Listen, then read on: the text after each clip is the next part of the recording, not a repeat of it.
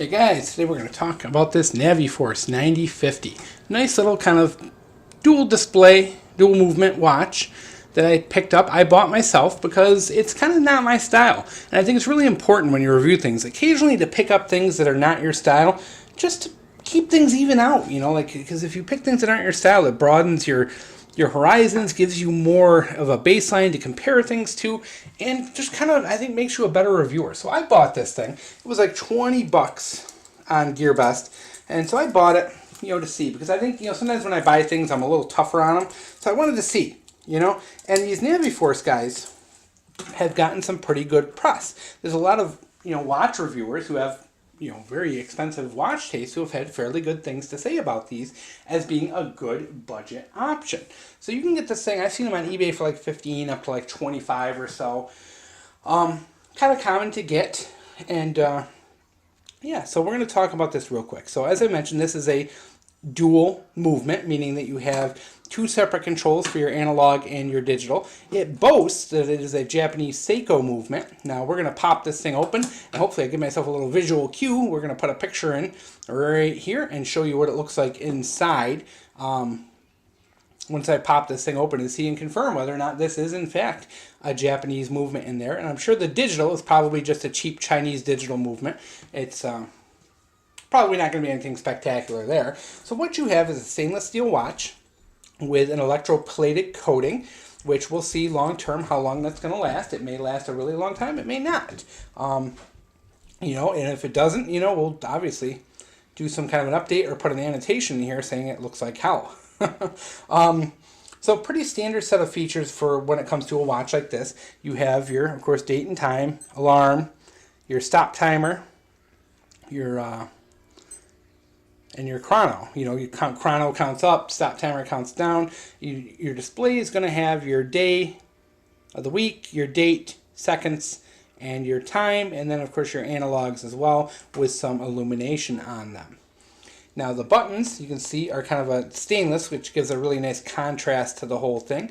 It's a screw down bezel, stainless steel back with all your information on it as well.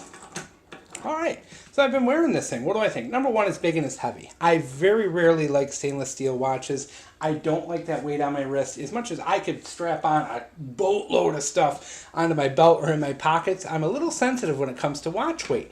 So you're very rarely going to ever see me advocating for a stainless or metal watch, because it's just not me. Sorry guys, I like cheap plastic Timex Casio watches. Small, unobtrusive, that kind of stuff. This breaks a lot of that rules, and it's big, it's heavy, it's obtrusive, it's very thick. The buttons stick out a long way, very easy to catch on things.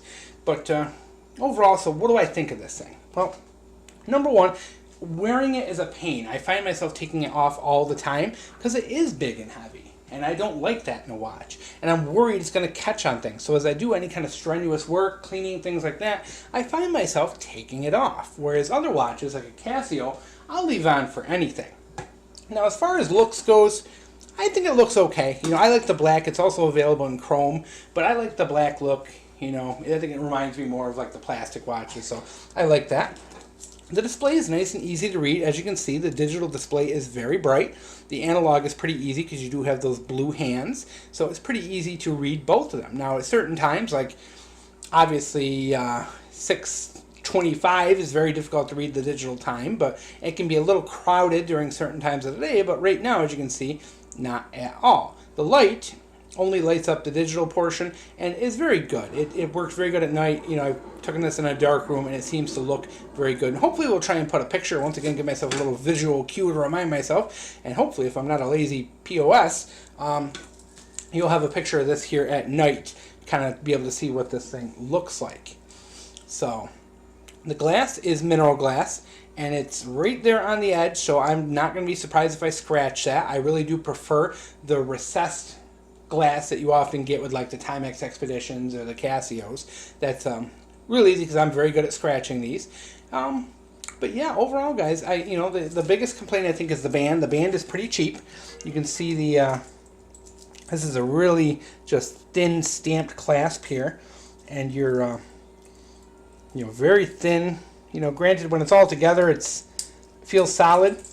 But as you take this apart, and not that you're going to be walking around with this open, you know, but yeah, it feels really thin and chintzy when you are with it open. So I'm not the biggest on the watch band. It's not a ton of wiggle, guys. Actually, believe it or not, I have a Citizen, and it's not as bad as my Citizen. My Citizen is actually worse than this. It's actually a relatively, you know, well put together band. It's just, you know, that whole clasp is really kind of cheap and chintzy, and I don't anticipate that would last a lifetime by any way, shape, or form.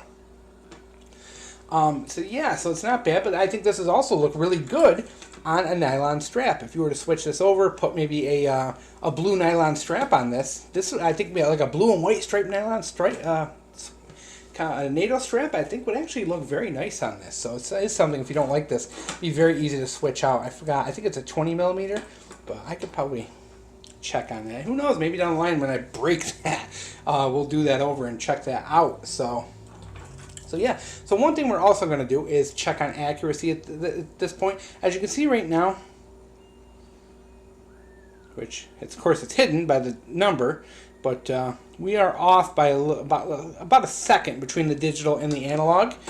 And what we're going to do also, and if I remind myself, another visual cue, ha ha ha, and probably it's just going to be me looking at my hand because I'm lazy, but hopefully I'm going to have, in a couple of weeks, and I'm not posting this for a while, I'll have a comparison because I set this to atomic time, and we can take a look and see how this compares to atomic time a couple weeks down the line to see how accurate this really is, and also show you how in step these are. I'm not going to touch it, I'm going to let it go for a couple of weeks, and we'll see just how accurate this thing really is. Alright, so to kind of summarize, guys, it's not a bad little watch. I think it looks nice. It's kind of snazzy. You know, the watch itself is very heavy and feels very good in the hands. You know, you got that nice stainless back to it. I think it looks really nice on the wrist. It's not, I think, ugly by any means. I think the only thing ugly about it is the band, and that's only just because that clasp is so thin and it worries me. But if you like this style, if you don't mind that bigger, bulkier watch with the big stinking buttons out of there, this really isn't bad for 20 bucks. I think when you look at the equivalent, your Walmart $20 equivalent, they're not as nice as this. You know, I've bought a lot of $20 watches over the years, guys. I've probably broken more watches than most people will ever own. So yeah, so I kind of think like, you know, it's weird. You know, like I bought it, I paid for it. Do I regret it? A little bit, because I know I won't wear it a ton because it's not my style.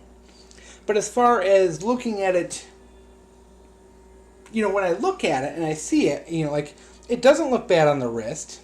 If you don't mind a big, heavy, bulky watch, and I know there's tons of people out there that don't, because my God, some of those big, huge, gigantic watches out there are just the most popular things right now. But yeah, it's a nice, easy to read display, which is important to me. Being able to read it is very important. The luminescence works okay. It's not the best I've ever seen on a watch, but it's just okay. So you have that, you know, the light feature works good. The other features seem to be really good. This overall, I think, is decent. You know, and if I were to go to Walmart and buy a $20 watch, we're not going to compare like Casio or Timex, because those are really good value. But I think if you go and you buy a $20 metal watch from Walmart, you're getting much better quality for your $20 with this than you are at Walmart. And I think that's just plain and simple. So I think in the end, you know, you're always best served if you got 20 bucks in your pocket, I think, buying a Casio or a Timex. But in the end, if you don't want that and you want a stainless watch, I really think this is a good option for it.